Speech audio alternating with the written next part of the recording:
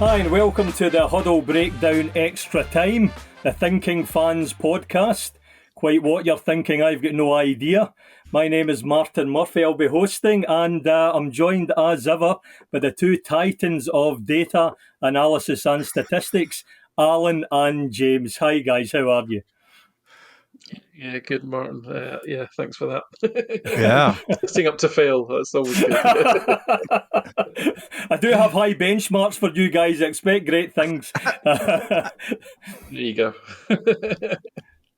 No, I was just going to say, I've never been so jealous as Laura and you guys getting the opportunity to do the gloating from the for the Glasgow Derby on Tuesday when you recorded it. But goodness me, I'm still gloating just now. I might have to see a doctor, but I think the advice would be just work my way through it. Really enjoyed myself there, and what I was thinking we could maybe do, I was at the game, really very much enjoyed it, and I thought I'd kind of give you my view from the stands, see what you think, because often the perception I have, often my perception might be a wee bit different from yourselves.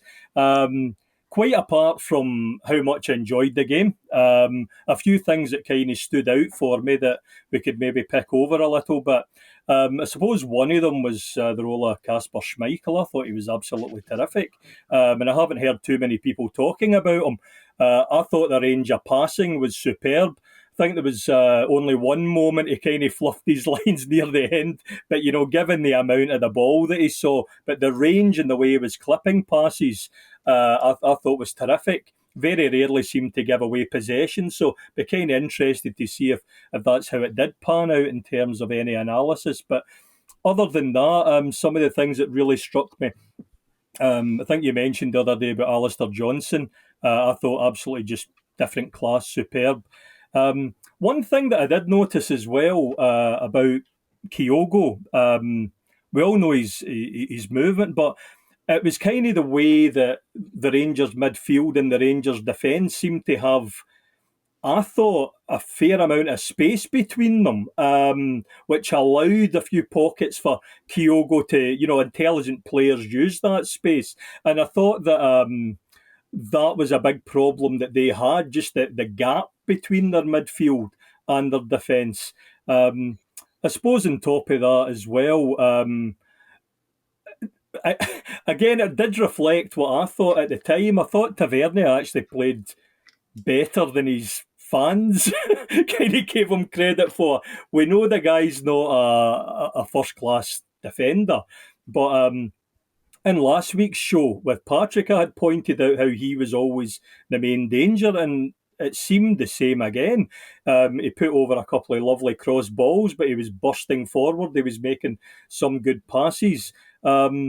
Other observations, I thought, firstly, I thought we were terrific. I thought we deserved to win by more goals, and if it wasn't for some dodgy VAR decisions, we certainly should have. Also, we had other chances. There was the one just before half-time, wasn't there, with Bernardo. If he'd hit it with a left foot instead of taking it on. I thought he was superb, actually. And some of his play was terrific. One thing that I did kind of find in terms of, the midfield, I thought our creativity was superb. I thought our pressing was different class. I thought winning the ball back was incredible. I thought we gave the ball away a few times, but I think you're going to do that when you are trying to be creative. You are trying to take chances against the Rangers midfield, who I thought seemed to go out to try and stop us rather than create too much themselves. We gave the ball away in a couple of dangerous situations at times. The one that really stuck in my mind, and there may have been other occasions, was Bernardo right at the start of the second half, when it allowed their bomber Dessers a shot at goal. And I suppose that was another aspect where in the match, I didn't like how many chances that guy got. He got a few efforts at goal, and looking ahead to the Champions League, a good player could have maybe punished us a bit more there. And it was only really when I got home that I realised that the first Dessers effort and the Matonda header were actually offside. At the time, I didn't realise that. But I do have to say, even in that kind of first 10 minutes or so, when Rangers did seem to be pressing and making it a little bit uncomfortable, I kind of thought they would blow themselves out, and I thought our class would tell, and I thought some of the passing and movement was superb, none more so than the goal that was disallowed. But out with that, a terrific performance. Just wondered what your guys' take on it was. As I say, I'm very happy looking at it from the stands, but wonder if there was any of the points I've made that you think maybe not so much. Alan, I think you go first, and then we can address the elephant in the room with my glorious experience in the last 24 hours as far as the midfield performance on a relative basis between the two teams. Yeah, how dare you express an opinion about You weren't even at the game. You weren't even at the game, James. Of a football match. How did you know that, Martin? Enda may have let me borrow his private jet and fly over and back. You wouldn't know that. I mean, I've definitely been overdoing the ingestion of the Rangers podcasts into my eyes, and none of them are as deranged as some of our own support when it comes to a reaction to somebody's opinion that they don't like. That's which is fine. Criticize it. Have a different opinion. That's okay. But if you can't engage as if you had some manners put on you by your mum and dad when you were a kid, such that you can actually behave like a fucking functioning adult, just don't bother. Okay, it's fine to disagree. Don't like it, say you don't like it. That's fine. But if you're gonna debate, at least debate the issue, not the person. So that's all. That was all very interesting. But listen, great to get your perspective. And then there's a lot to unpack in what you've said. By the way, I'll start with Dessers, because again, this is a great example of perception. He actually had one shot in the whole game, which was the one that you referenced at the beginning of the second half. That was it. He had the shot that was offside, didn't he? Right at the start. Right at the start of the game. Well, that was offside. It doesn't count as a shot. Yeah, but I didn't know it was offside at the time. Well, this is why. Now I do. This is why watching the game back, you actually do learn some additional facts. Most certainly. Facts most certainly. Yeah. No, and actually, that did throw the perception a little bit in terms of, as we talked about that first 10 minutes, they pressed quite effectively. To an extent, but the two chances they got, I mean, the Matondo one wasn't flagged offside, but as you rightly say, it's clear from the replay that it was offside. So literally, they created no chances from that opening salvo, if you like.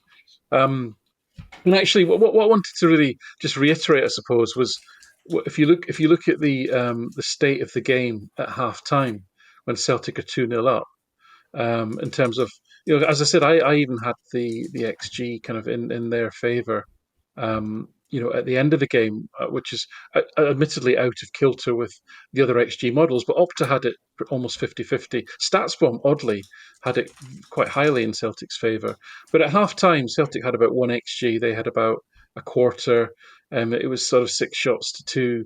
The packing score was like, we had a double the packing score. We had nearly 4 times as many possessions in the box as they'd had. So at half-time, you're 2-0 up. All the data's pointing to Celtic pretty much dominating the game. If you think back to what happened after Celtic's second goal went in and the absolute comfort, I mean, literally, it was Sagara slippers stroking the ball about. Celtic players weren't even running. They were just basically, pretty much goading the opposition at that point. Now 2-0 is not, it isn't done and dusted. One goal, brings it back. But I think we talk about game state, and that's really what we mean. By halftime, Celtic were absolutely in total control. Would it have been nice to have got the third? I think the third probably kills it. Yes, it would. Therefore, did Celtic go hell for leather to get that third? No, they didn't. But then, was there a siege on the Celtic goal for them to try and get that goal back? There wasn't really. I mean, they did have a couple of shots. And he mentioned it. The first 3 shots of the second half were all from their players. And the Dessers one that you mentioned, I think Proper had a header, not a great chance. I think Suter had and then Suter had that chance, or there was two chances in quick succession from a I think that from a was a free kick. foul I by think. Suter anyway, didn't it? He'd kind of pushed Yeah, I think Scales so. in the back. Yeah, Yeah. and then after that, up to the third goal, Celtic actually got back on top again in terms of chances, and then they had a flurry of chances right at the end when it's 3-0, and that padded out their XG, padded out all the stats in their favour. So there's no, I can't manufacture a false narrative about it being anything other than a very very comfortable win. But you know, that doesn't mean to say that there weren't areas that we feel are worthy of conversation, because you know, just like we're all happy and it was 3-0 and it was a comprehensive victory and it kind of set the marker for the season and all those things, which I completely get, there has been this incredible reaction on the Rangers fan forums and on their podcasts where they've just gone. I mean, normally they're fed a constant diet of why things are great and why they're great and why all their players are great. But this time they weren't buying what Clement was saying. And they've just gone like, right, extreme depression, I extreme think that's reaction something we can to, touch to, on a little to bit this. later, actually, as well, Alan, Yeah, because to the this, reaction, as you say, has been which I don't, 1980s style I'm incredible. not, Yeah. which I'm not, I don't necessarily buy either. Because what I'm trying to get to is, and you mentioned this about Bernardo's pass back to which Bernardo getting caught on the ball, I think by McCausland or Barron, I can't remember which one. They both look the same to me. And Dessa's had that shot at the beginning of the half. So these are really important moments, right? We talk about moments on this show. We talk about how often fans get fixated by moments. When we were on before we came on air, I mentioned the scenario where somebody pings in a 30-yard shot and it just misses the corner of the net and goes wide. Brilliant. Fans go mental. It's an exciting moment. You remember it when you get home.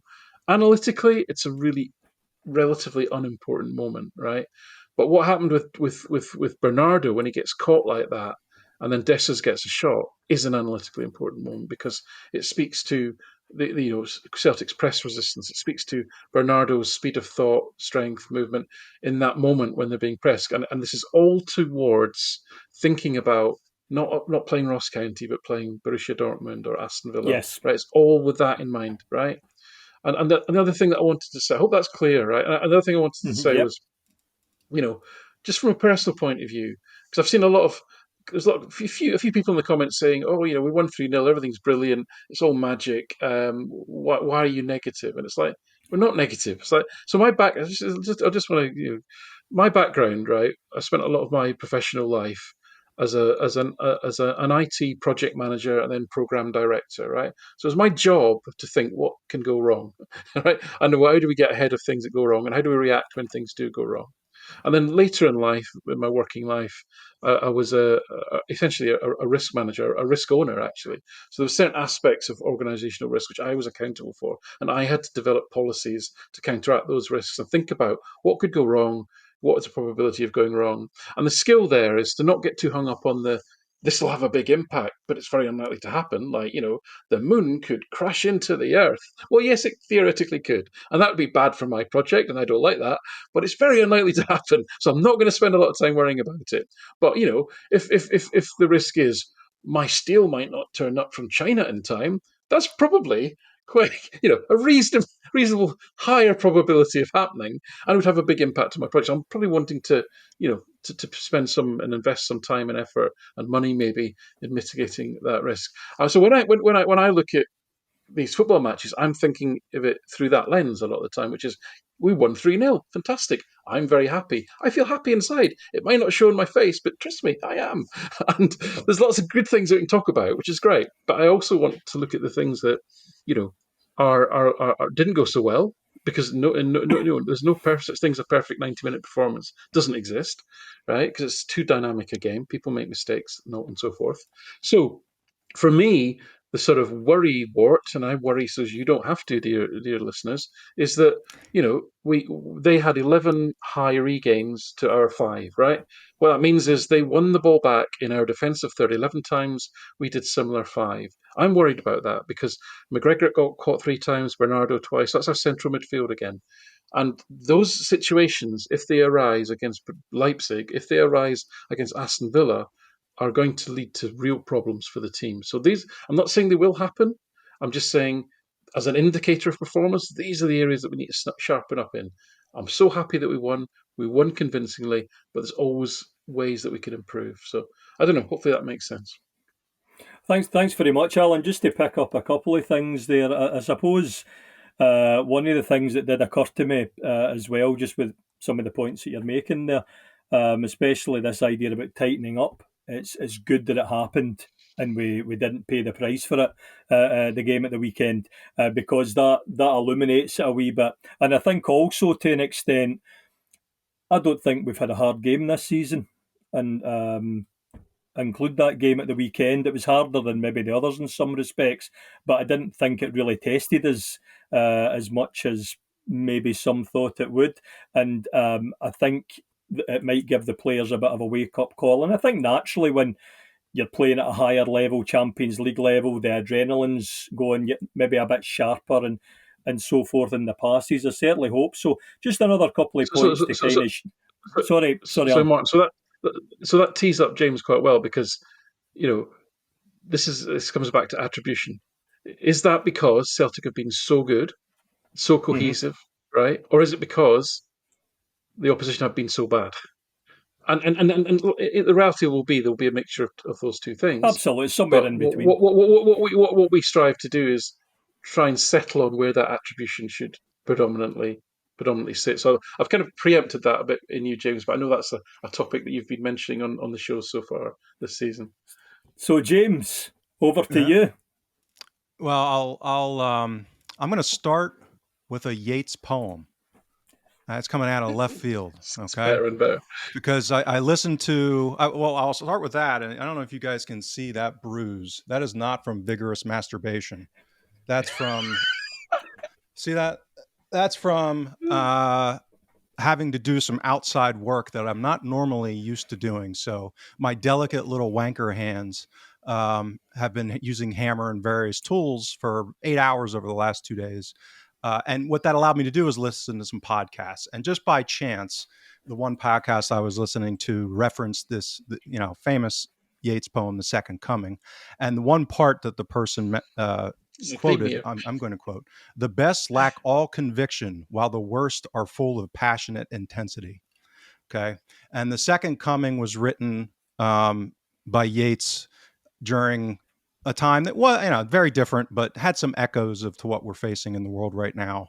A pandemic, World War I, post the huge political uprisings and debauchery in Ireland at the time. So the first thing I wanted to say is that the response to what happened yesterday. I actually don't take it personally. Like I have perspective on it. If I was someone who lived in Glasgow and Celtic was a huge part of my life, and I had this construct of how football works, and it's been a huge part of everything in my existence. And then this American wanker comes in and says something that I completely disagree with. And oh, by the way, I'm living amidst an inflation crisis and just went through a pandemic and being locked down off and on. Yeah, like okay.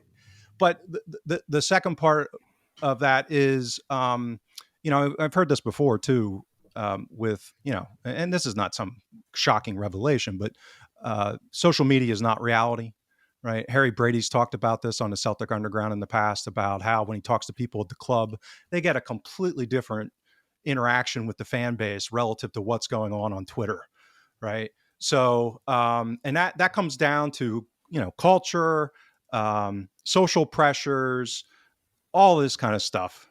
Things like preference falsification, right? Where people, and I think there's still an undertow. Like this is the segment of the fan base that we talk to, are ones that are interested in analytics, that are interested in some of this stuff. And we're not trying to shove it down anyone's throats.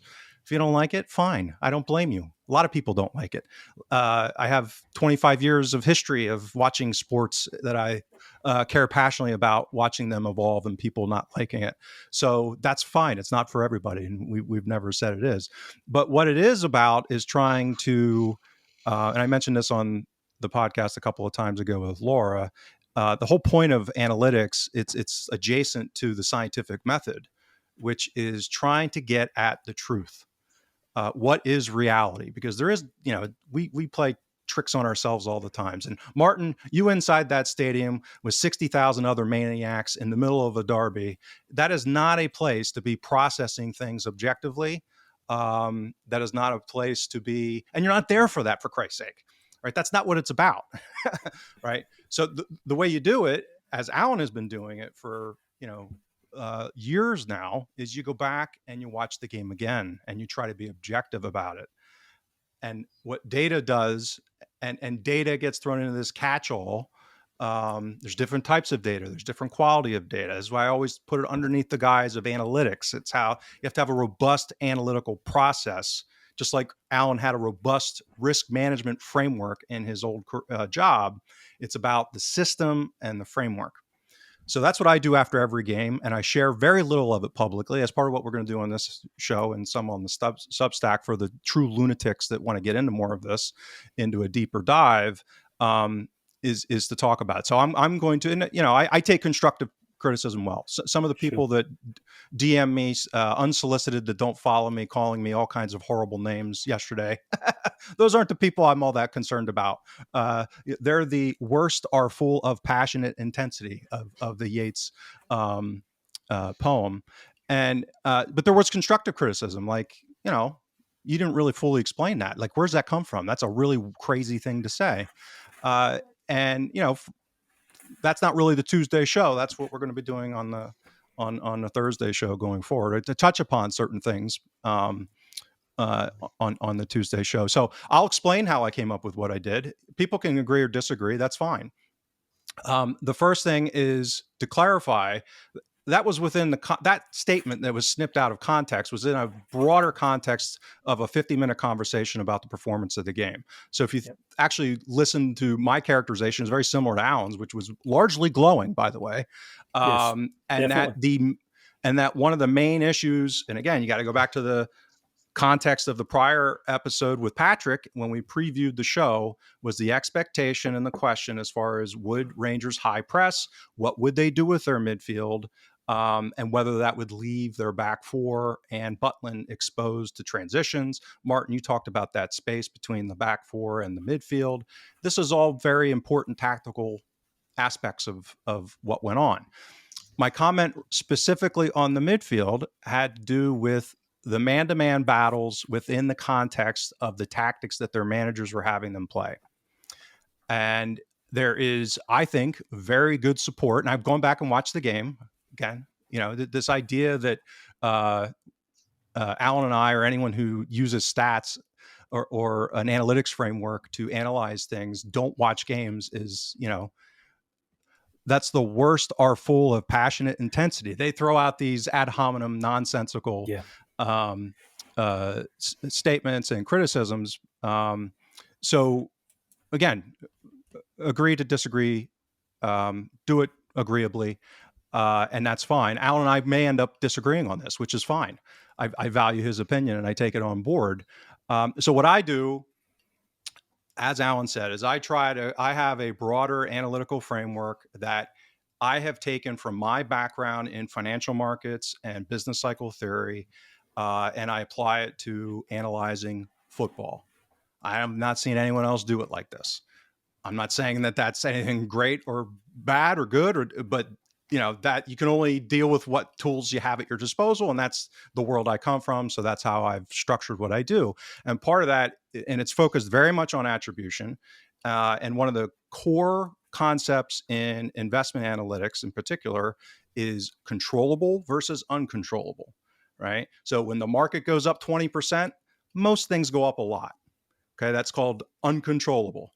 Whether you buy Microsoft or you buy NVIDIA, that's controllable, right? So you're stock picking. And, are you going to have X amount in technology versus energy? Are you going to match your benchmark, or are you going to tilt to try and create alpha, as they call it? So, when you woke up on, the 11th of September, 2001, that was an uncontrollable risk that took place before the markets even opened, and the markets were closed for 4 days, 5 days, including the tragic day. and you just had to live with it. Didn't matter what stock you own, you were down. Okay. So that's the general framework that I'm dealing with and trying to attribute performance not only every game, but also then over the seasons. And I use various statistical models and trying to do that.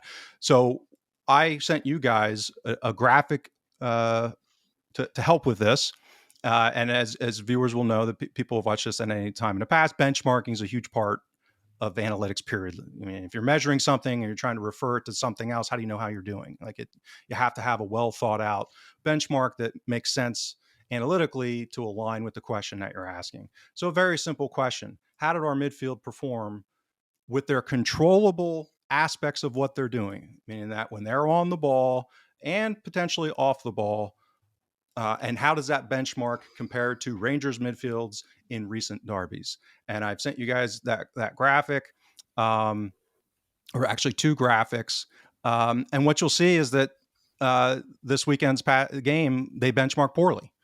And why is that? And this goes back to this idea, as you said, Martin and Alan. So I'm just kind of mopping up what you guys have both already said.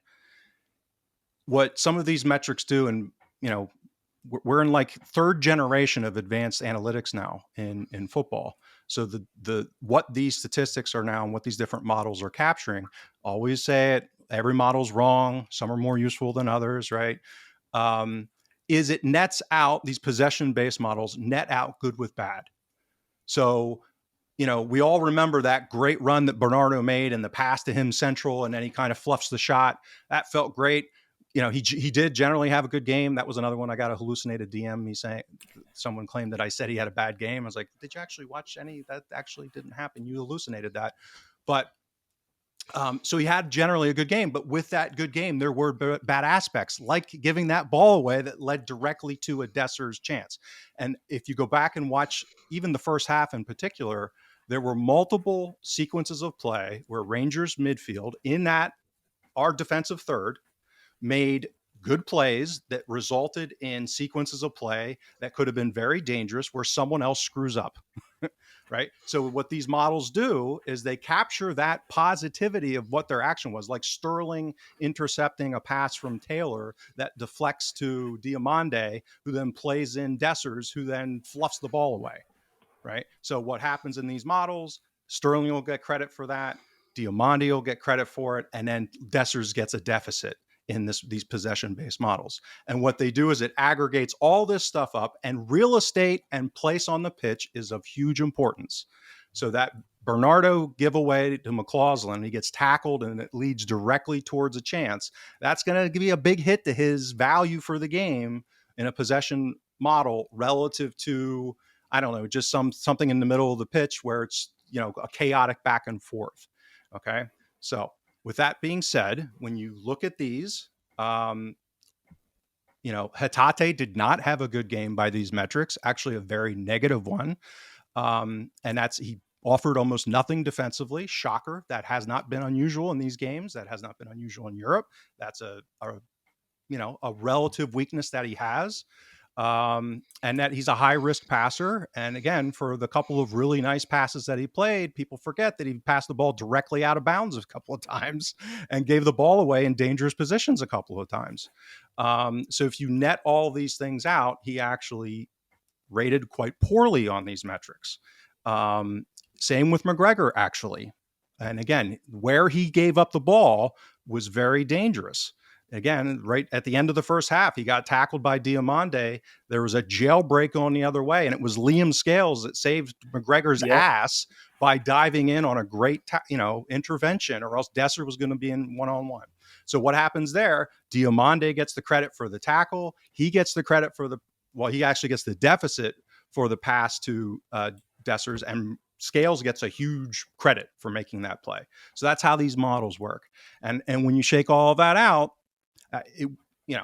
this was why if I went only off of this statistic, I would have said, well, Rangers dominated Celtics midfield, right? And that would be loony because there are these tactical aspects that took place, right? So that's not what I said. I said maybe on the margin, they won the battle. Okay. And that's within the broader context of a manager who got his tactics wrong, I would argue. That's the analysis on that part, who did not put his midfielders in the best position and his defensive back line in the best position to confront the attacking threat that we had. So that's the context. So that's how, and that, just to clarify this, like in games where our midfield have dominated, like in the May, 2-1 victory, these kind of metrics validate that, right? It's not like this is a completely clueless type of model or metric or metrics. And, ball progression, defense, carrying, passing, all these things are part of the components, and those are directly germane to midfielder performance. Now, they don't capture everything. They don't capture things like off ball. But again, a lot of that has to do with coaching and strategy and tactics as much as it does individual player control. So it's not perfect, but in the neighborhood, and this is what I'm saying, like the deficit here, the relative deficit, if you just look at the stat, to come up with and say that Celtics midfield dominated Rangers in this game, the tactics dominated, but the individual players did not. And that's basically, within the context of what they had to control within the game, that's the context of my analysis and the comments.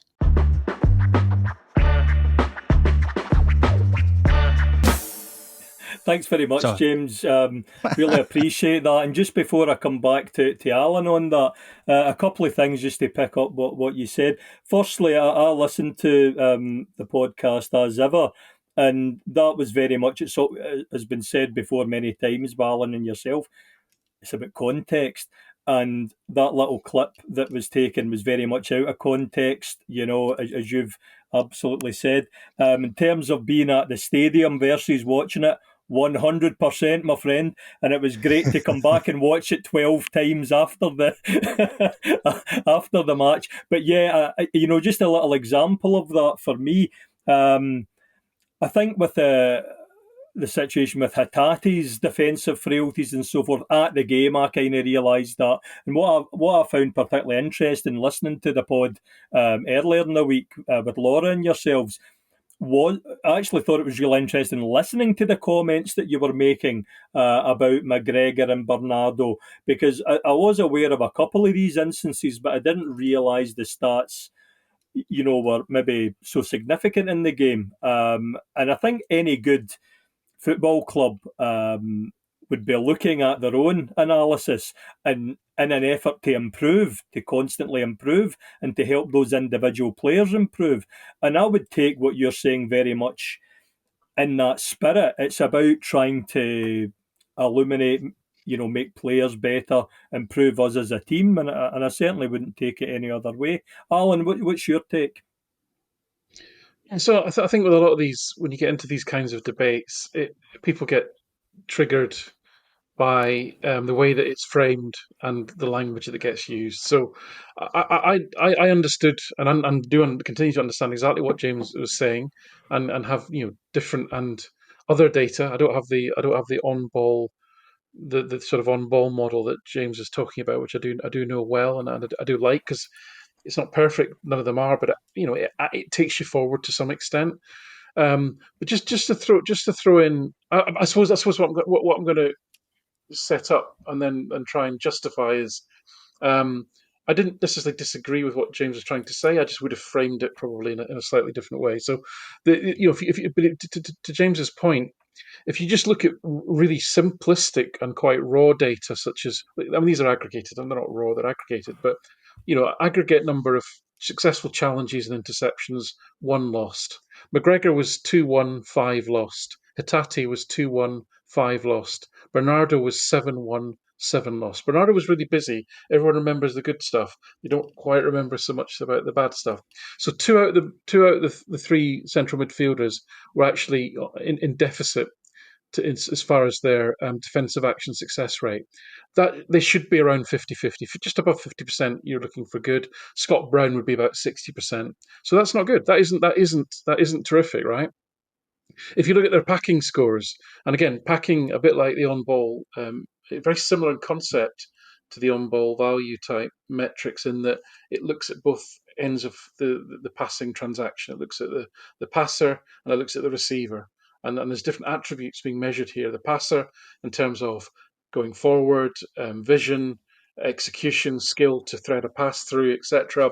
The receiver in terms of finding space, being open, controlling, controlling the ball, which is a big thing, and then be able to do the next action. And actually, Hatate was second to Tavernier in terms of having the highest packing score. And actually, it wasn't so much that his passing was terrific. It was probably one of the better passing performances in the game.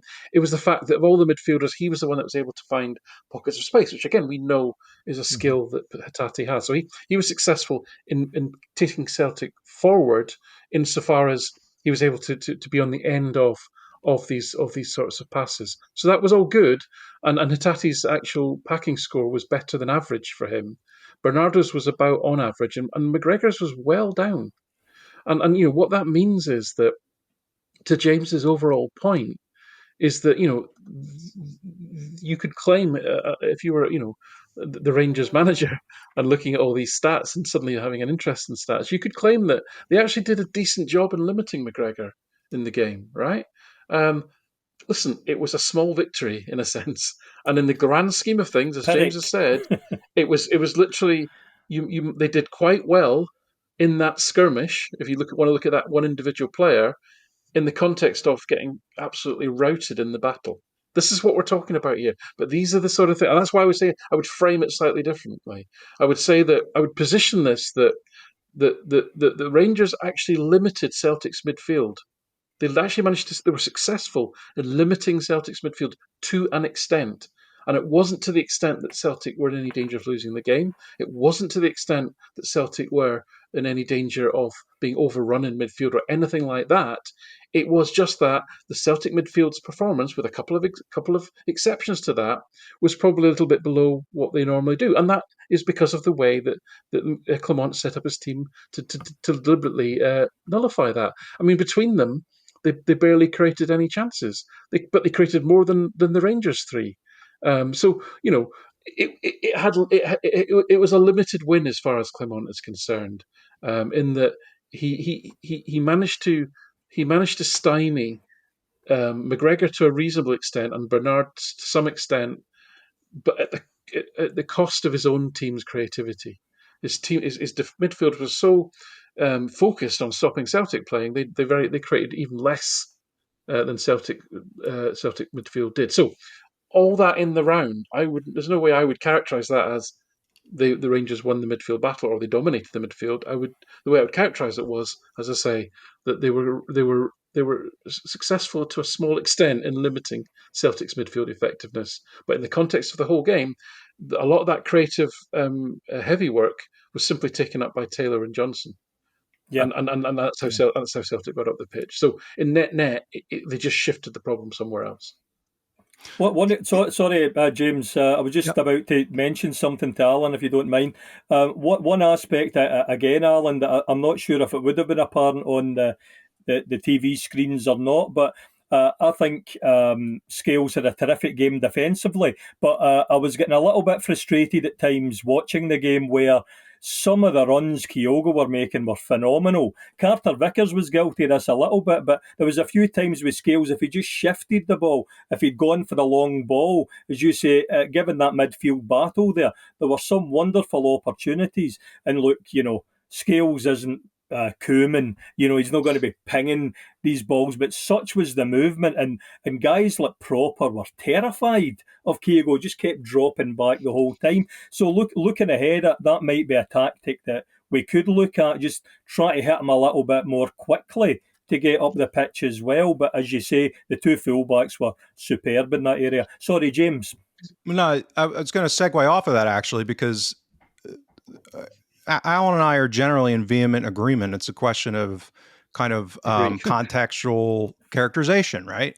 And so, and again, would I pick different word? I don't give a crap about that kind of thing. Semantics, right? So I get why it would trigger some people, but for the most part, the people that it would trigger, whatever. So the way I think about it is, the way we were hurting them was by bypassing the midfield. Right? I mean, it was either over the top or through with the fullbacks or interchanging. And the analytical point I want to clarify on, because Alan raised a very important one. Again, this is the deep dive on Thursdays, is that the most possession-based models do not credit the recipient of the pass. They credit the passer of the pass. So Alan, what Alan brings to the table with his pack passing scoring, and there are separate metrics to capture this. So it's just this specific one that I was referencing. It's also the kind of context that why I didn't just like a dumb ape just look at these two numbers and say, whoa, those are really wide, they're far apart, and Celtics is negative, therefore Rangers midfield dominated them. Like that's how you abuse statistics. So it's called doing a soonest. Yeah, exactly. So to Alan's point, Hatate's rating in what I was referencing does not credit him for the receipts of those passes in space, and that is one of his biggest strengths. Okay, so that is absolutely something to consider relative to what his performance was. But again, there's a way to kind of back into that and triangulate, and that was largely reflected in other people's passing, like Johnston, for example. So one of the reasons why Johnson had and Alan referenced it on Tuesday, like over 1 OBV, was because he was hitting people in space, some of it really over the top. Plus, he had that great cross that created a high XG scoring opportunity that resulted in a goal with Maeda. So I just wanted to make those 2 points relative to what Alan had said, and also what you had said, Martin, to just kind of clarify. Okay, Alan. Yeah, sorry, you mentioned, so yeah, absolutely right, and that is a key part of the packing framework, if you like. But you mentioned Kyogo, and I just wanted to, and I think somebody in the comments said, "Well, you didn't mention the show on Tuesday. You didn't mention Kyogo. I thought he was terrific." So Kyogo actually had more receptions of pack passes, so he was successfully on the end of 9 pack passes, which was more than anybody else in the team. Now that's really unusual. It generally isn't Kyogo that is the highest number of receiving the ball in these situations. It's generally the wide forwards, because it's usually easier. There's more space actually to go wide, because defenses tend to be compact in the centre. So that's quite a remarkable stat, actually, that Kyogo would be the player with the most receptions of packing passes on the day, and that speaks to how he recognised the space that you mentioned, Martin, that was there, and took advantage of it, often dropping deep. Yeah, you mentioned. I mean, we see it every game. You see it more clearly in the stadiums. I mean, the perspective we see on TV doesn't show all the times that Kyogo pulls away and spins in behind, etc. You see that a lot better in the stadium, obviously. I noticed last year that we were hitting him earlier a lot more than what we are so far this season. So I think there's a reason for that, and it comes back to game state. Thus far, we've not had to play those passes. It's as simple as that. We've been 2-0 up, or 1 goal up before 20 minutes. We've been 2-0 up before 40 minutes in virtually every game. You don't need to go playing Hollywood passes in that scenario. The priority has been control. So when you're looking at somebody like Kyogo, yes, you don't want to be predictable. So you don't want to always be hitting him. That would be Absolutely. silly. Second thing to remember is that these are really difficult passes to pull off, right? So you need to be selective about when you do it, and the player doing it has got to be comfortable that it's on. And then the third thing is game state. As I mentioned, it's picking your moment based on the need to take that risk. Risk in the sense that you're more than likely going to give up possession, because it's probably not going to come off hitting a 50-yard ball. And we don't have Glenn Hoddle for the older listener. We don't have Glenn Hoddle playing at centre back that can literally ping a 60-yard ball and put it on a coin, sort of thing. So so all that. But I think also, it's something we didn't get a time to get into on the Tuesday. Hence, as you say, extra time, which I do like that we have to. It's obvious, but it works. That may be what Yeah. Thursday becomes, the extra time. So Kyogo was just one ahead of Hatate and Alistair Johnson, who did everything on the day in terms of being the highest packed receiver on the day. So that I'm glad we were able to give him kudos for that, because he didn't have a lot of shots. He didn't have a lot of actual goalmouth activity, Kyogo. Can I Apart from, just of say, course, the Alan? goal, What? the Sorry, I goal, was just the about goal that to was say. disallowed, which we can maybe come to as well. No, one of the biggest cheers of the day actually was when Kyogo, I think it was about 75 minutes in, he ran full pelt back to Yeah, help the defence when Oh, yeah, Rangers were brilliant! breaking. Absolutely brilliant. Absolutely unbelievable. At that stage in the game, to put that amount of effort in when you're pretty comfortable in a game, I thought that was absolutely superb.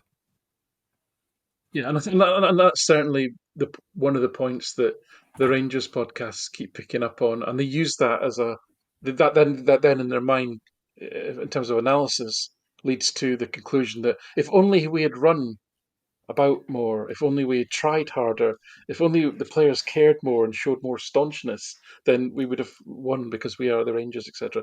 There's a lot of that kind of analysis going on, which, yeah, don't go there, kids. Just don't do it.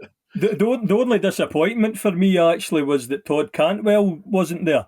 I would, that would have been lovely. But one of my favourite moments during the game was when Raskin appeared from Middle Earth. And he had a shot, which I guess is in the stats, which was kind of, it's probably still rising at the moment. And everyone around me, including myself, was chants of Sibo. So that warmed the cockles of my heart, brought back a lot of happy memories for me. Yeah, 83rd Well, minute. Yeah, the last thing I'll say on the tactics side is that, so again, combining some of this, again, within the context of the conversation that we had with Patrick last week, is this was why, and Patrick was in agreement, that a high press was not going to be really bright.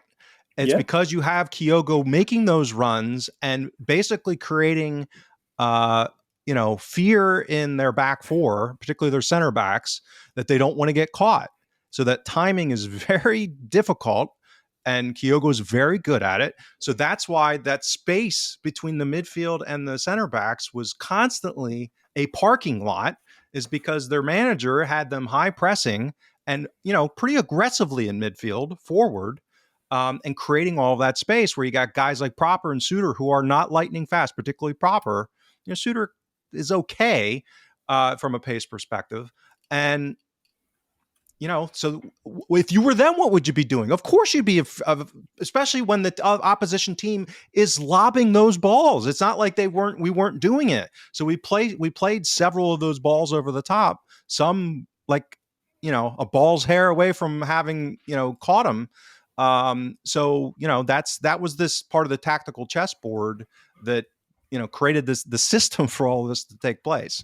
And that's, that again, as we look forward, it'll be interesting because he did make tactical changes this time, Clement. We talked about that a little bit on Tuesday. They were on the deck a lot more. And I think, in fairness to him, again, I'm probably going to get me, horribly slandered. I don't know how much the direction was, hey, Proper, refuse to pass the ball to midfield.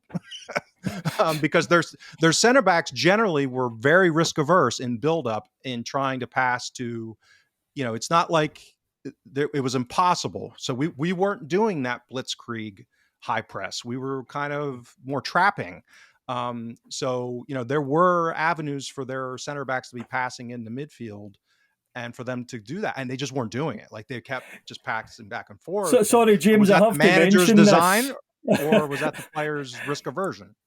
James, I have to mention this. One of the most bizarre things I've seen over the years was what seemed like an eternity of the two Rangers central defenders passing the ball to their goalkeeper and the Celtic forwards refusing to engage it. It was like, I think it was an episode of The Simpsons. They were, talking about when soccer comes to Springfield.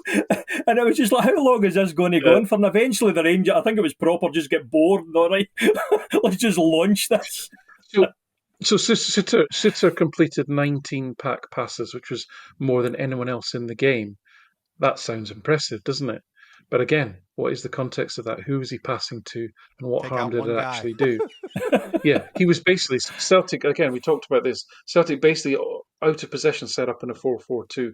Hatate presses with Kyogo, although they didn't press particularly aggressively, unless the ball was at Butland's feet, in which the case they did. But so Suter's passes were almost completely, wholly to the side, to the right, out to Czerny and Tavernier, beating that initial Celtic press. And then what more happened more often than not from that point onwards was they would just turn and come back again.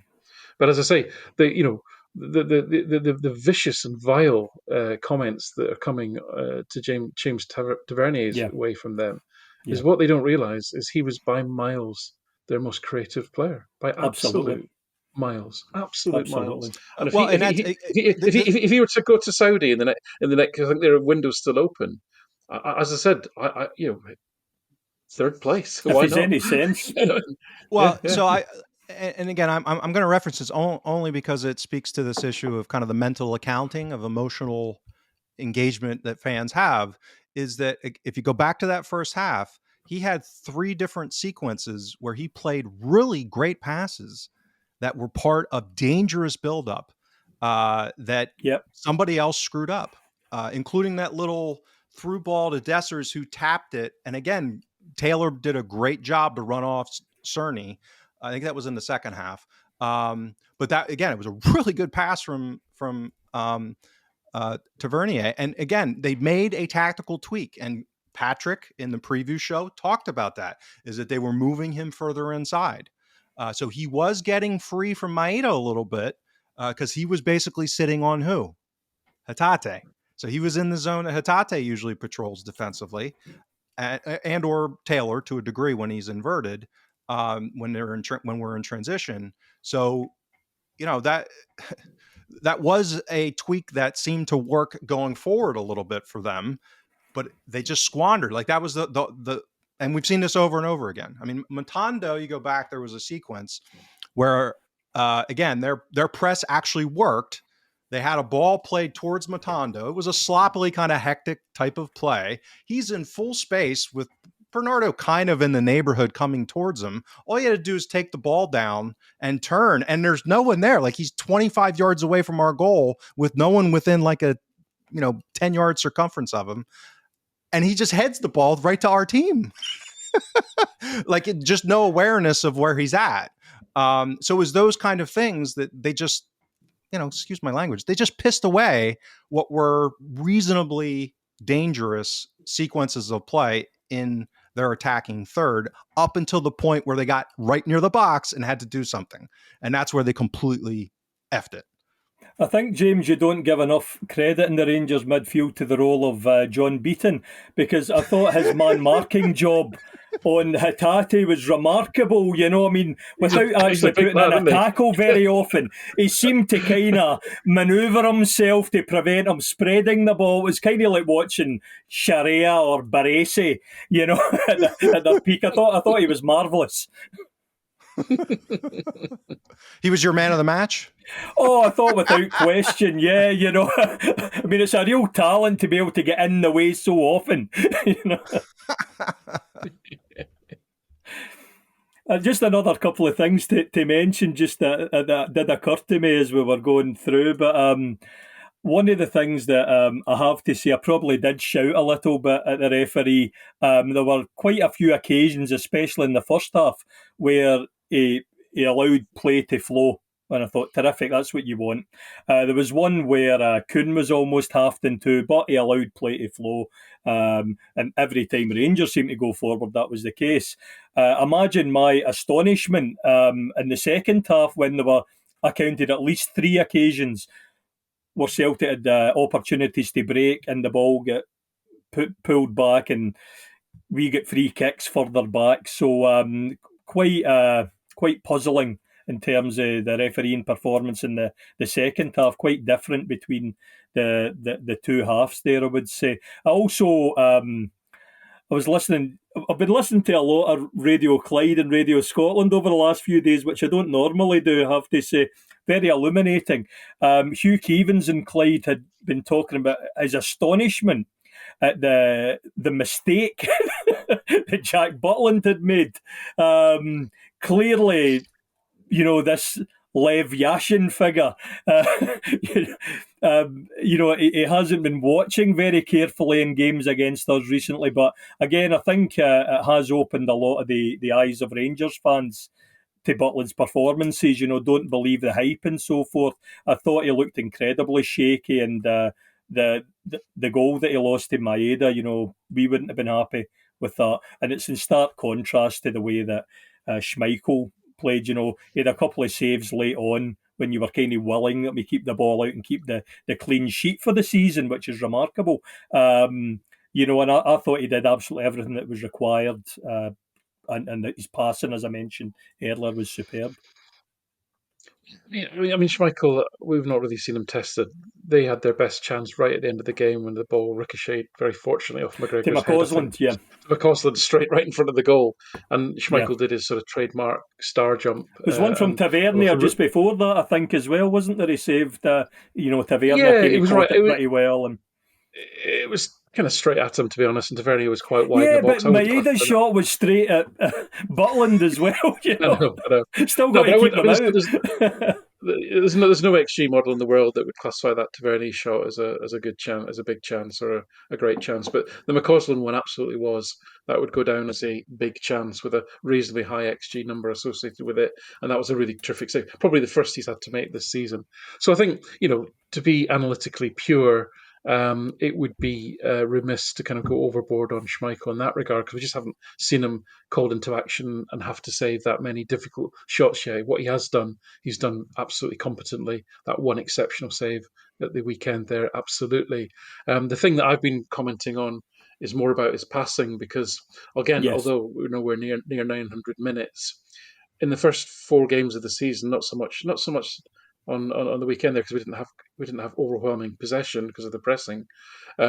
His lowest pass completion stats are probably match the highest that Joe Hart was ever achieving. You know what I mean? Because and I know you think, oh, passing stats, who cares? But this is all speaks to style, but it also speaks to the confidence that the defenders have in basically using him in build up, right? And to have that extra central defender essentially to basically change the angles in build up, it just gives you that option to get the fullback free, to get Scales perhaps a little bit further up the field, and it just changes the dynamic. He's so comfortable with the ball at his feet, and you can see that the players absolutely trust him to take the ball and to to recycle it. And it's we've probably not seen the benefit of that yet, but and again, we're talking about the difference between whereas Hart might average 3 pack passes a game, Schmeichel averages 5. So that's a huge percentage increase, but it took from a very low base. Over a season, that will have benefits that will ripple through and accumulate as the season goes by in terms of increased control. There may well be, and James alluded to these sort of what used to be called these XG chain models that look at the value of every pass as it contributes to the chance of scoring a goal. Those XG chain models probably love Schmeichel in the sense that he starts moves. I mean, you think about the goal at the weekend before. Who was that against? I can't remember everybody who we played. Was it St Mirren away? Basically the 13-man move that started from Schmeichel at the back. Right, so I don't capture that sort of data, but I suspect he's already exceeded Joe Hart's XG chain for last season in 5 games. I'm exaggerating, but you take my point. So I think more to be seen on that one, but that's certainly a feature I think that we'll see develop over the season.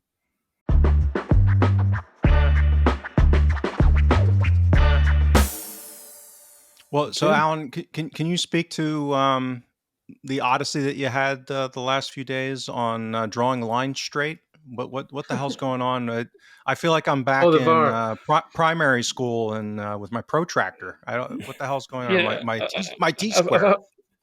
Listen, hopefully people realize I'm reasonably curious about new things and what have you, but I've kind of been thrown down a rabbit hole of with all these kind of people that oh yeah, but this is all about VAR, and this is all about people who are either visual analysts or camera technicians and so forth, telling me about perspective and angle and depth and cambers, and we even have the Mercator scale. I'm thinking, yeah, it isn't probably a good analogy to say that that Nicholas Kuhn is the middle of Africa, and Suter is like he's the Plymouth Rock. You know what I mean? I suspect we're dealing with much smaller distances than that, and I do wonder what effect the curvature of the Earth is having on this judging this offside decision. So I've had all of this right, and I can't. I'll hold my hands up. I can't say I understand it all, but I accept a lot of what people have been saying to me about how, depending on how the camera is set up, depending on the angle it's looking at, depending on the camber of the pitch, the position of the players, all these sort of multitude of variables, it will have a different, it will have an impact on what you actually see. My takeaway from this is really been one thing for all of this stuff. And as I say, don't pretend to understand it all, but what I take away from it all is, and I read an article about this I think it was in the Daily Mail. I know I hate the Daily Mail, but it did a good piece on this. And even the advanced, expensive VAR technology that the English Premier League has. Never mind what is literally the pound shop.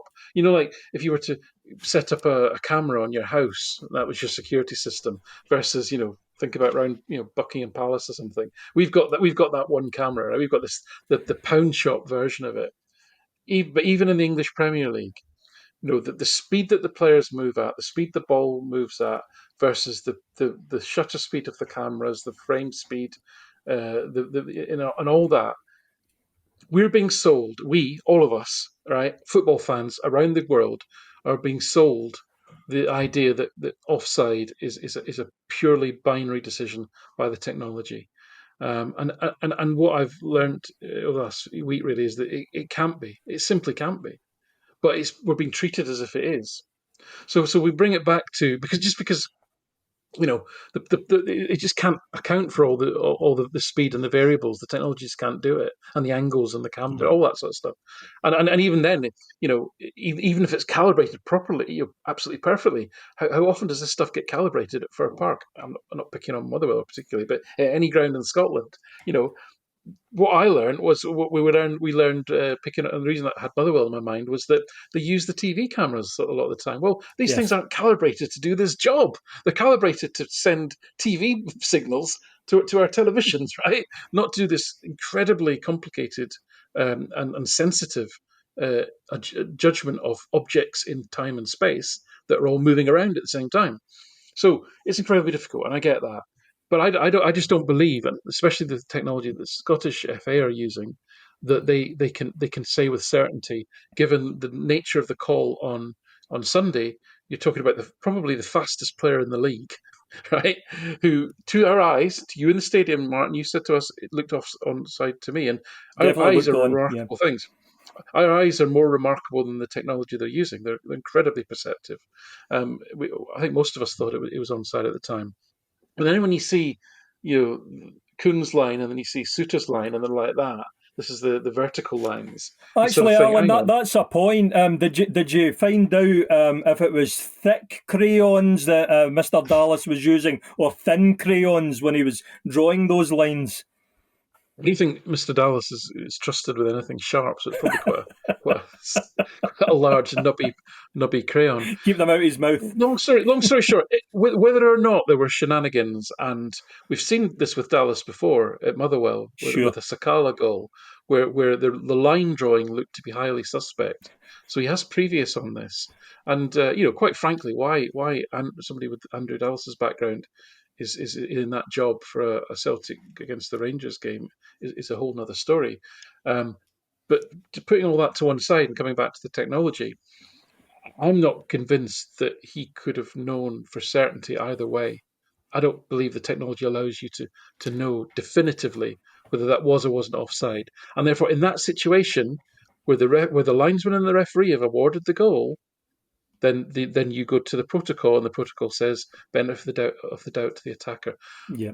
Now, they once it goes to VAR, they have to make a decision, and they're not going to say we don't know, it's a bit crap. But that's pretty much what they should say. So I don't think that's necessarily an anti-Celtic thing. I just think the technology is not fit for the purpose it's been used for, or should I say, it's being marketed to us as something it can't do, and that's a human problem, not a technology problem. Yeah, I mean that's what you're basically saying, Alan. At least how I'm processing it is, there's no such thing as clear and obvious when it's a ball's hair.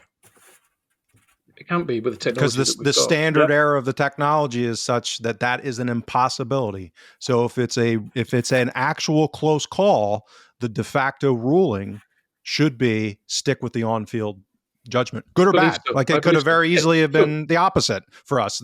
Unless you've got a billion lasers going across the pitch, you know what I mean? Right. They're and a massive computer that's processing all these things. I don't see that you can definitively say, right? So yeah, absolutely. Yeah. So by definition, it's not clear and obvious.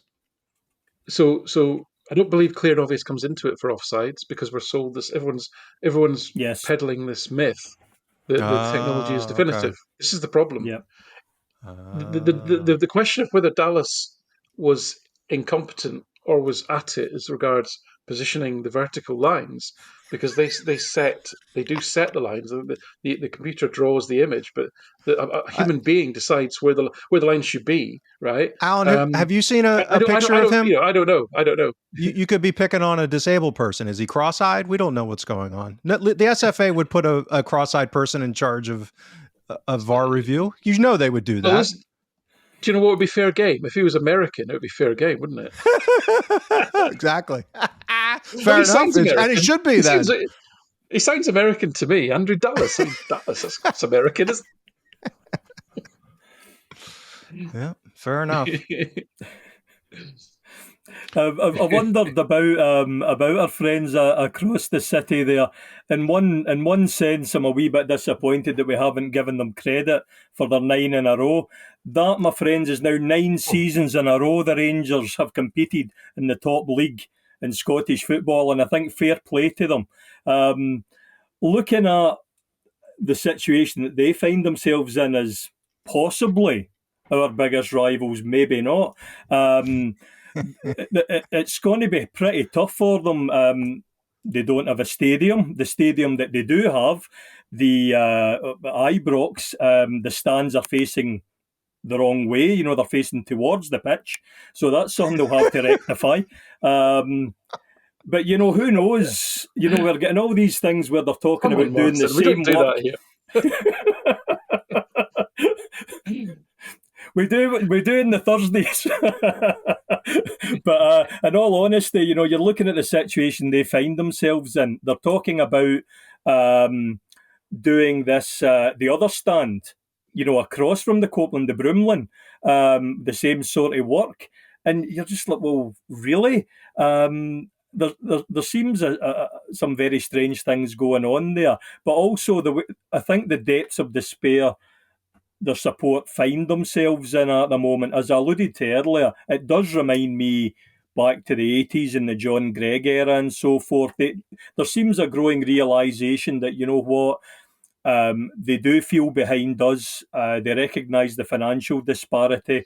And I'm wondering how they see themselves getting out of it, because one thing that I suppose over the years I've noted about Rangers as a club and their fans, they don't show an awful lot of patience. And when you look at the liquidation and then coming, you know, up through the divisions, that seemed to me to be a great opportunity for them.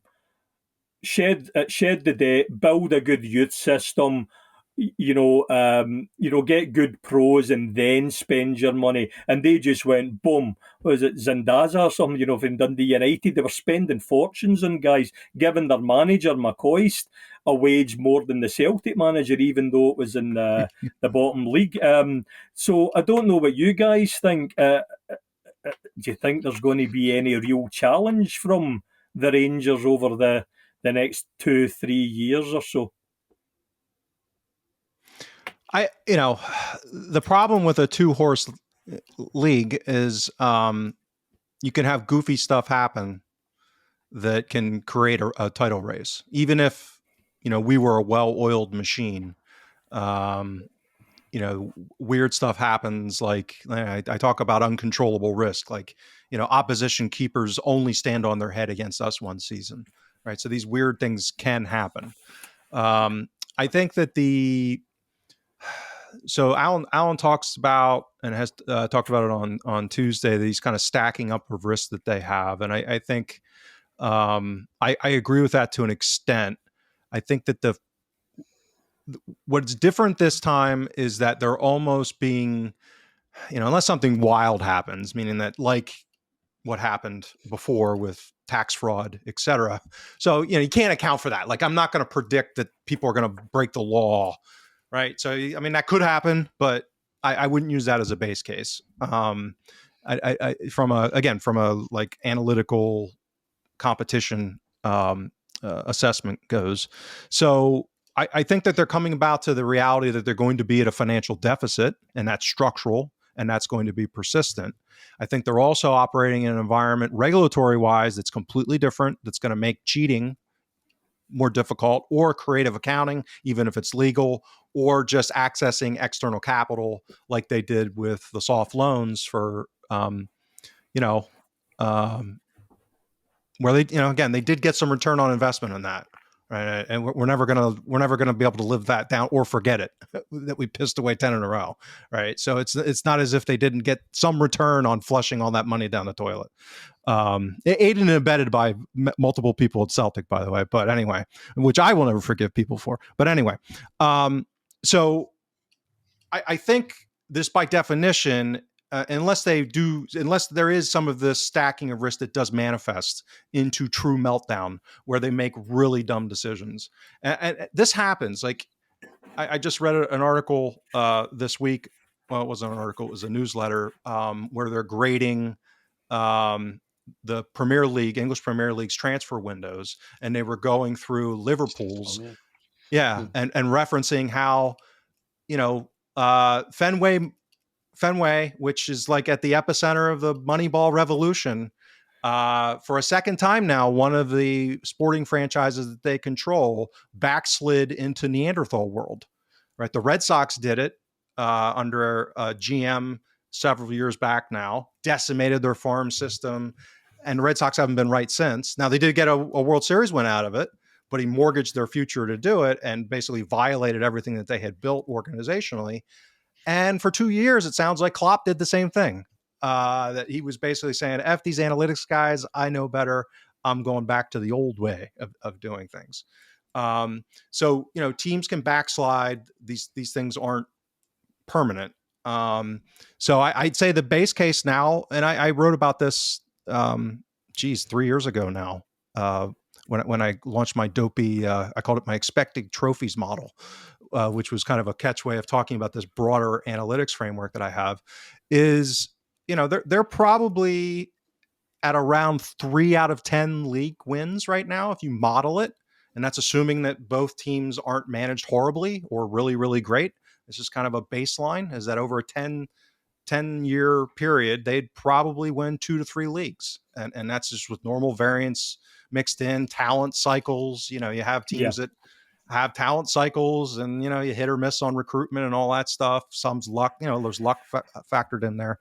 So I think that's kind of the new normal that they're in. I like, love, and appreciate the Espanol reference that a lot of people use.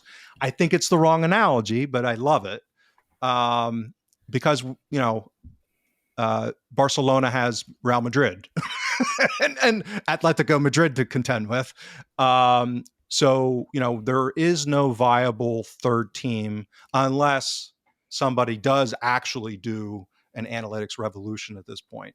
And I don't see any evidence of that in Scotland, outside of maybe Queen's Park, and they've backslid. I mean, Booker left and they hired what's his name, Callum from St. Johnstone. So now they're playing 3-5-2 long ball all of a sudden. It's like, holy hell, holy backslide. and doing reasonably well, by the way. So that's it's the issue of you can get short term gain out of some of these things. So yeah, I think that's kind of the new normal. They'll win a cup here and there. They're kind of Dortmund, and they can't beat us. Dortmund never beats Real Madrid. So I think like Dortmund's probably a closer analogy than Espanyol, but I like the Espanyol one better. Absolutely. Alan. People must understand that, and that Espanyol one. It's not. Obviously, they're clearly not like Espanyol in terms of Espanyol have won very few trophies in their history. That's not what we're saying. I know. It is the ghost of Christmas to come that is Espanyol, right? Not the ghost of Christmas past. So listen, fundamentals, right?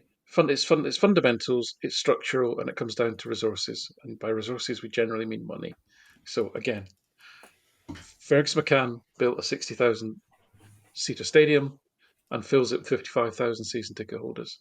That gives Celtic approximately 9 to 10,000 advantage on season tickets this season, next season, season after, and on and on and on and on and on. Not only that, but assuming that both teams play roughly the same number of games in a season, reasonable assumption, and both the tendencies at both grounds are, let's say, near capacity. That's 9,500 people spending money on pies, bovril, whatever match day spend every game, season after season, game after game, game after game. Those two things, off them in and of themselves, give Celtic an inbuilt £15 million advantage each and every season. 15 million wouldn't buy you a third choice left back to sit on Brentford's bench, but in Scotland it is an enormous amount of money. Okay, so unless the league in Scotland structurally changes to make that an irrelevance, does it really matter that Liverpool have got less seats in their stadium than Manchester United? No, it doesn't, because other income revenue streams are so important. But it matters in Scotland. And that's before we talk about the commercial performance of the operation. Celtic, and James may disagree with this, whereas we'd both probably agree that the football operation is suboptimally run, the commercial operation is fairly well run. And Celtic have got a very, very good contract with the Datus and their other commercial. I think they make more money from the back of shirt sponsorship than the Rangers do from their front of shirt sponsorship. I think all those things add up. That's on top of the 15 million, right? And remember, Celtic are a club that sponsors are quite happy to do business with. There virtually isn't a commercial partner that the Rangers have had over the last 5 to 10 years that they haven't ended up in court with. Yeah. Now, Kieran McGuire talked about this when he was on the show. This, in terms of football commerce, in terms of things like kit manufacturers, in terms of things like sponsors that are interested in investing in football, this is a village, right? Everyone knows each other.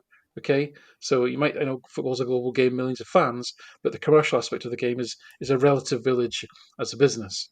So so the reputational damage for always ending up in court with your commercial partners, it will harm them for years and years and years to come. That, with nothing else, right?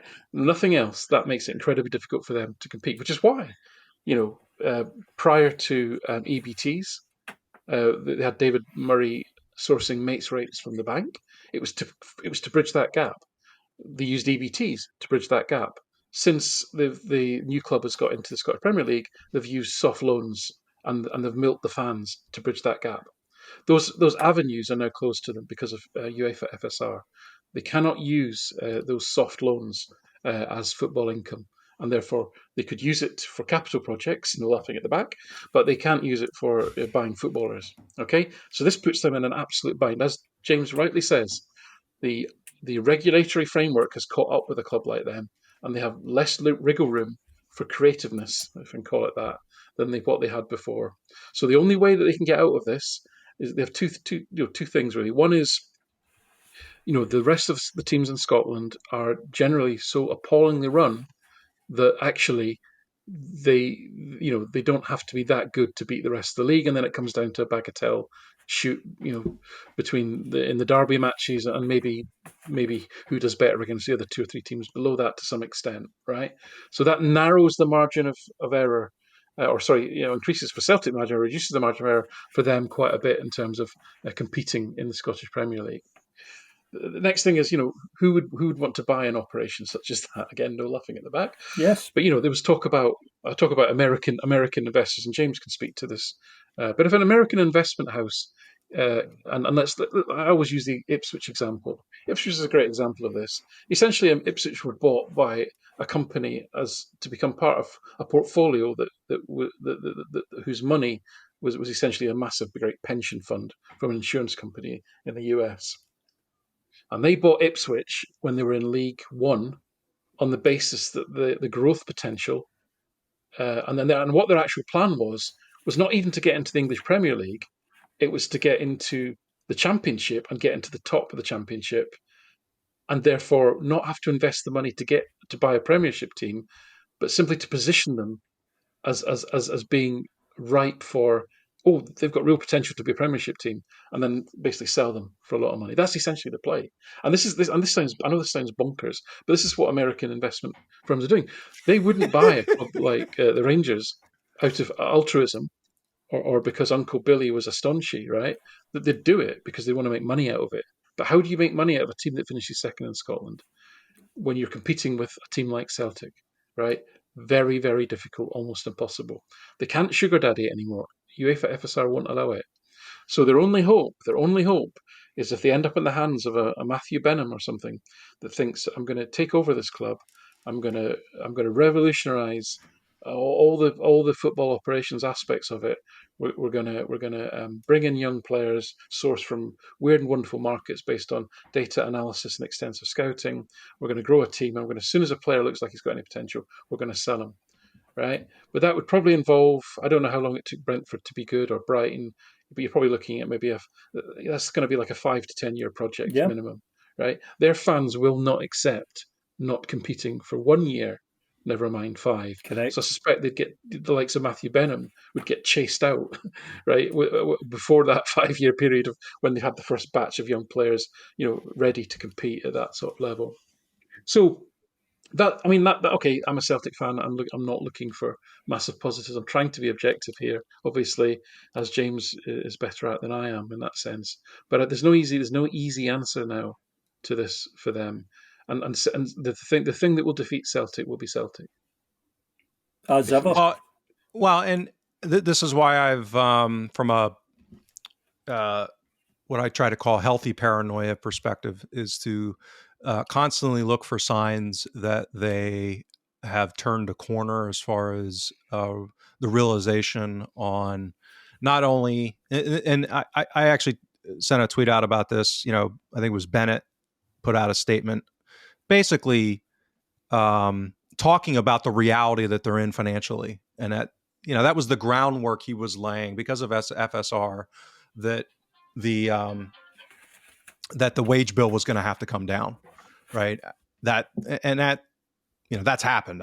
We won't know for 12 months about relatively how much, but my guess is it's probably down around 30%. Because they were running way too high. I mean, my guess is that they're probably closer to about 70-75% of our wage bill now. So, that's the reality that they're dealing with now. What are the risks? The paranoia? Are they modernizing with that? So that's playing close enough.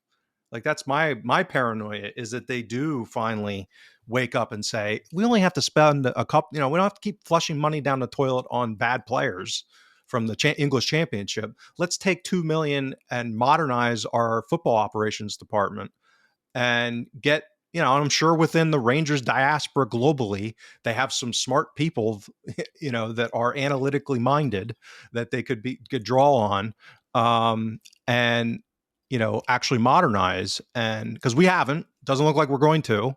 So that's a huge potential risk to Celtic, which is why I rail on about us not modernizing so much, is because eventually they might wake the hell up. Don't see signs of it. They have the same or similar cultural problems that we do. And this goes back to a financial transaction. I mean, the people that are their majority shareholders that have done all these soft loans are going to have to give up control. The funniest one I've seen is that an American investing firm is going to come in and take a 40% minority stake. you have to be on crack. Who the hell would do that? In like the unique circumstances of Rangers being a minority investor, like that would be really dumb. This is coming from someone like I would see the financial. I could see someone get talked into because of the optionality of a potential future Super League, right? So just from a global branding perspective, you get Rangers and Celtic in that whatever system that they would set up. I could see that being something that someone would want to speculate on, and that you, by having an equity position in Rangers, you basically have like a call option, as I call it, like you have leveraged upside if that were to happen.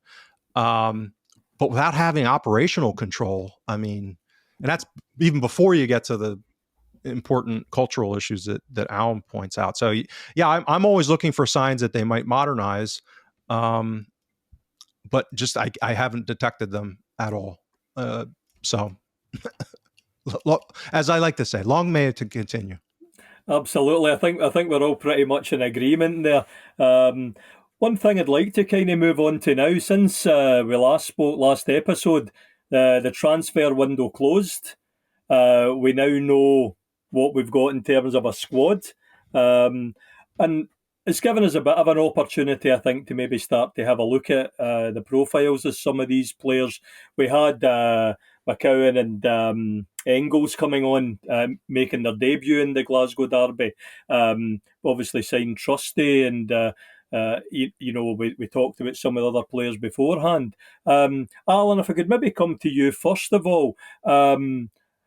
What's your thoughts in terms of the recruitment that we've made, and who do you see really coming in and integrating well into the pool and making an impact in the team? So I think one of the reasons I'm probably slightly more giddy than James about this season, and I think I don't want to speak for James, but maybe more of the view that the opposition have been inept, and that's why we've had a successful start to the season. I tend to attribute some of that, maybe a bigger portion of that, to the sheer cohesion and that I've seen in the team, and the level of organisation, the level of togetherness, the level of players knowing exactly what they're doing. Essentially, we saw it under Ange in season 2, and what we saw there was we saw players like Starfelt who had a really difficult first season, to the extent that James and I pretty much written him off after 6 months. Frankly, had a massively improved second season. Let's be fair to him, and how really the strength of the system allowed you to absorb more individual player capability risk because the system was strong enough. The team was strong enough. Everyone knew their jobs. The way that they played, the players were bought into, and they were executing it well. You had round pegs and round holes and all that, such that individual player weaknesses were quite well covered up. Didn't necessarily stress well in Europe, and some of that was down to Postecoglou's. A lot of it was down to Postecoglou's approach. So what I think we're seeing this season is a little bit of a repeat of that, where we've started essentially with 10 outfield players that have been here for a wee while now, or certainly even Bernardo. He's not new. He racked up some minutes last season. He knows the team. He knows the manager, etc., etc. And we're just seeing a sheer level. I mean, you only have to look. This won't mean that Celtic are going to win the Champions League, but I do believe it. Even if we went into those games with the current 11 that we've got, and I'm including the likes of Scales and Taylor and what have you in that, because I've noted that my observation of their risk profiles has kind of, in my mind, has come down a bit because of this cohesion, and I'm seeing consistent high quality play from both of those players, increasingly so this season. Again, we can argue the toss about have they been tested sufficiently, and obviously adding competition, I think will help with this. I mean, somebody like Greg Taylor, I can't help but think, given I don't know the guy obviously, but given what I know about how he plays and his attitude and so forth, he'll relish holding on to that shirt. And he will push himself even further. Scales has been written off, criticised. We've done a fair share of that, and the guy's still there. The guy's he was excellent on the weekend, and has been pretty solid all season. So my view on the signings is that those shirts are there to be won, but they're not to be given away. I don't see anybody that we've bought walking into that starting 11. Is what I'm saying. Now, that's not necessarily a bad thing, because that suggests, oh, we haven't strengthened. I just think that, and this really goes back to Rodgers, really. We think we're so cohesive that that shirt is going to have to be earned, and that's a good thing because of that cohesion. I'm quite optimistic about the Champions League on that basis, because you cannot underestimate having that level of organisation. If you apply a level of organisation to a set of decent footballers, and they're all bought into it, which the Celtic seem to be, the spirit, the togetherness, and all that stuff that you hope is just default, but often isn't. I'm looking at you, Todd Cantwell. Um, that's all there as far as I can see, and that all augurs really, really well for me. That's a really powerful thing to overcome, actually. You only have to look at, for example, Hearts. Hearts have got a lot of good players. They've got a very good squad. They strengthened really well over the summer. But because the manager doesn't know what he's trying to do, and because he keeps chopping and changing the personnel, it's an absolute mess, right? So it's very fragile, and it can easily go wrong. But at the moment, for the same reasons that we called out Neil Lennon in 2020, for those same reasons, I'm reasonably giddy about this season, even if we don't change and put in and rush any of these new signings into that starting 11. And even having said all that, I think the lad Engels, for what I've seen him and read about him, he's a young guy. I would make the analogy of Edward, of Odsonne Edward. When we had Odsonne Edward on that year on loan, he was a backup striker, a bit like Bernardo was last season. He was a backup midfielder, and he played. He was okay, and he was a bit hot and cold, and he did some good stuff. But we saw enough to buy him. Same with Bernardo. Bernardo didn't like score 10 goals and get 10 assists last season. Even that. Never mind double that, which is what O'Reilly got. But there was enough there to see that he had potential. So what I'm saying is, I think with Engels, I would predict a similar pattern. I think we'll see him. I think he'll rack up 30, 40 appearances, but more than half of them will be off the bench, and I think it will gradually integrate him into the team. The ones that I'm actually, and I think with Trusty, I don't get that signing. He came from Sheffield United. I live in Sheffield. I know a lot of Sheffield United fans. I don't understand it. They don't like him. Um, Someone that's not good enough to be in a Sheffield United team. It's that anti-American bigotry again, Alan. God damn it. Absolutely, absolutely. We've moved on from anti-Irish bigotry to anti-American bigotry, just to be in tune with our listeners, really. Um, I don't get that one, but I'm prepared to trust Brendan that what he sees in him is the player that probably was Player of the Year at Birmingham, not the one that struggled badly as the whole Sheffield United team did last season. The ones I'm actually even more excited about are Valle, because I think, coming back to our previous conversation, Barcelona, absolute basket case. We've got a first team backup left back, first team squad member for virtually nothing. He's on high wages, to be fair, for his age. But if it all works out, the buyout clause is peanuts, right? I'm super excited for him, and I'm super excited for Luke McCowan, because I just think Luke McCowan. I don't think he's going to be transformative. He's not going to be like a Musa Dembele type transformative player, or even like a Kyogo transformative player. I just think he's going to give us such depth, and I think he's a clever player.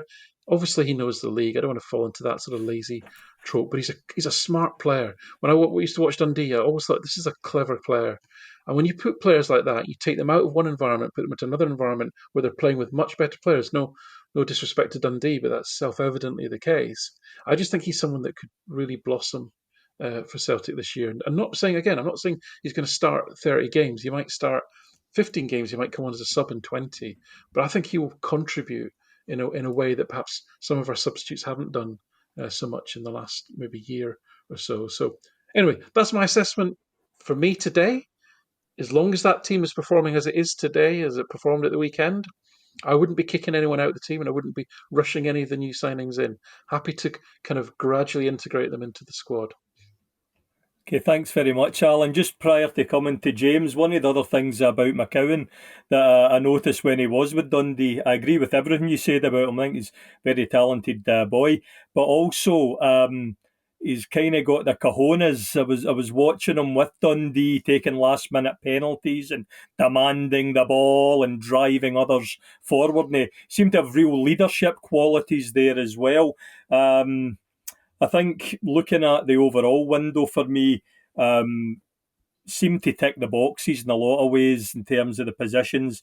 We got another central defender. I don't know enough about Trusty. I did see, as you said, that he was player of the year at Birmingham, didn't have as great a time in Sheffield. I suppose people like Carter Vickers came to us without having a great time as well and having lots of loans. So the So, proof of so, the so, pudding will be in the so, eating. so sorry, Martin, to interrupt you. So, Carmen Carter Vickers had a spell at Sheffield United when he was a young man. He was That's only right, 20. yeah. So, it was a few loans before we got hold of him, and they hated him. They thought he was garbage. So, I'll just leave that there. The problem here might be the blades, it might not be the players. Well, ask the Wednesday fans what they think, get an Mm. opinion there as well, I maybe. don't know so But, many of them. but looking at it, we got our goalkeepers, we're happy there. We got our left back. We got our centre forward eventually, Ida. Hopefully he can kick on. But the big thing for me at Bernardo as well, of course. But the big thing for me is the Rodgers factor. I believe that this is the manager that can improve players. We've talked about Scales and Taylor. I think he'll do a lot of good work with Bernardo. I think he'll work well with all these guys and get them into the system and have them contribute. James, what's your view? So I'm going to start with the positive. I'm going to echo something that I said on Tuesday, which is I agree with Alan. I have a relative optimism for the Champions League. And again, it's not to win the Champions League or anything ridiculous, but given the combination of the factors that Alan referenced as far as cohesion, I think as importantly, the kind of nexus of who our front three are with Rodgers' more kind of pragmatic impulses in Europe, I think set us up as a very dangerous counterattacking team where we might be able to maybe punch above our weight a little bit compared to what we've done in recent history against, kind of parity to slightly better teams. Are we going to hold our own against a pot one team? We'll see. like, away to Atalanta, away to Dortmund. I'd like to think we'll be okay, but those are the two you're just like, okay, that's all going to be gravy. So I'm relatively optimistic on that front. My grading of the window itself is not great on an absolute basis. On a relative basis, I'm okay with it given the mess that we are in football operations. The fact that we're kind of recruiting the way that we're doing it. And again, this is not me being negative. The club is admitting that they're not doing a good job because they're going to go through a total gutting and rebuild from what they've been saying. To me, the simplest way to communicate it is we spent upwards of 20 million and we didn't get a starter out of it. Right? On a team where Rodgers came in saying we needed 4 quality players before Jota and Starfelt left. So, that's a dissonance to me.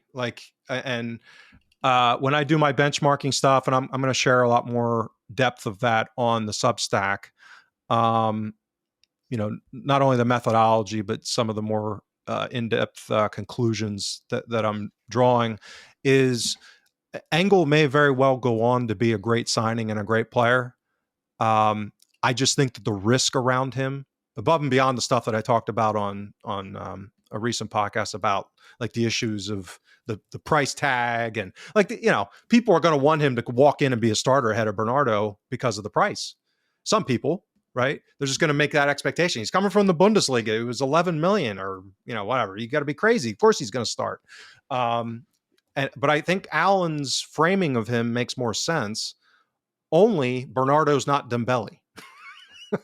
Right? So Edouard came in with a guy who was a really good striker playing ahead of him. Bernardo's fine. Like I was fine with the signing with the price that we paid. But he's not Matt O'Reilly. It'd be different if Engel was coming in behind a season of Matt O'Reilly.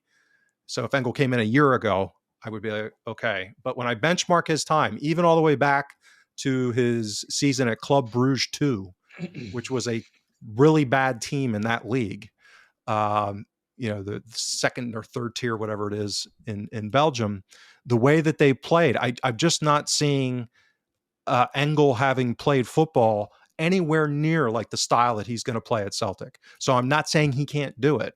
I'm saying that from what I'm seeing in benchmarking what he did do at those teams within this context, which is very important, the style of play and the teams that they were playing. Augsburg, a decent team, but they don't play possession-based, build up from the back type of football. So I'm going to show me, to use an Americanism. I'm from the show me state on him, from Missouri. You're going to have to show me that he's able to do that. And so I'm not saying it's not going to happen. I'm not saying it's impossible. I'm saying I don't have a basis of evidence that suggests it's likely. And to spend 11 million record signing for a guy who may or may not be a starter with that risk profile, to me, doesn't blow me away. I'm in agreement on McCallum. Like, I think he's a terrific signing. It wouldn't shock me a year from now if he ends up having a better season than Engel. Like, that wouldn't surprise me. When I say better, meaning that relative to expectations and relative to what you would think given the profile of the players. Because I think he'll be a terrific squad player with significant utility. He's got a motor. He's got intensity. He's got actual skills to go along with that. So I think he's the type of player where if you plunk him into a better team like Celtic, that it might actually compound some of the things that he was bringing to Dundee, because they were at such a deficit in other ways. I said it on Tuesday. I'm not in a negative posture domestically at all. What I'm saying is I want to see us prove that the way that we are set up now with the people that we have, that we're going to be able to perform against bunkered teams. And we just haven't seen it yet. I'm not saying it can't happen. I'm just saying, or won't happen. I'm saying, again, I want to see it. And I want to see it repeated on multiple occasions. Because I have, again, analytically, I have some concerns with the relative strengths and weaknesses of the composition of our squad now that we've lost O'Reilly. That's an issue. So, but yeah, I'm looking forward. I was, it's a classic thing. You'd kind of dread Europe to a degree, and this year I'm not. Like, I'm actually looking forward to, like, the first game against Bratislava. I am excited, not only from a fan perspective, but analytically. I think it's going to be fascinating. I can't wait to dig into Bratislava. We'll do an episode, I'm sure. To preview it, but I just think it's going to be a very interesting chess match for what will presumably be a reasonably well-coached team that will have scouted us, will have seen some things. Maybe they won't play a high line with a parking lot in between their back line and midfield with Kyogo running rampant. Those are the type of challenges that we might be facing. And I look forward to that stress test. So hopefully, I think we can pass with flying colors, but we have to prove it. Thanks very much, James. I think we can probably leave it there now, and we can always come back and do the European information in the next episode. But just before we finish, can I just hand over to you, Alan? Yeah, thanks. Thanks ever so much. Sorry, just very quickly then, for everybody, went over this a little bit on Tuesday as well. But for those that are tuning in tonight, just really, we've kind of been signposting for the last few weeks that we're kind of trying to take this podcast in a slightly different direction. Obviously, got some new personnel, which is refreshing.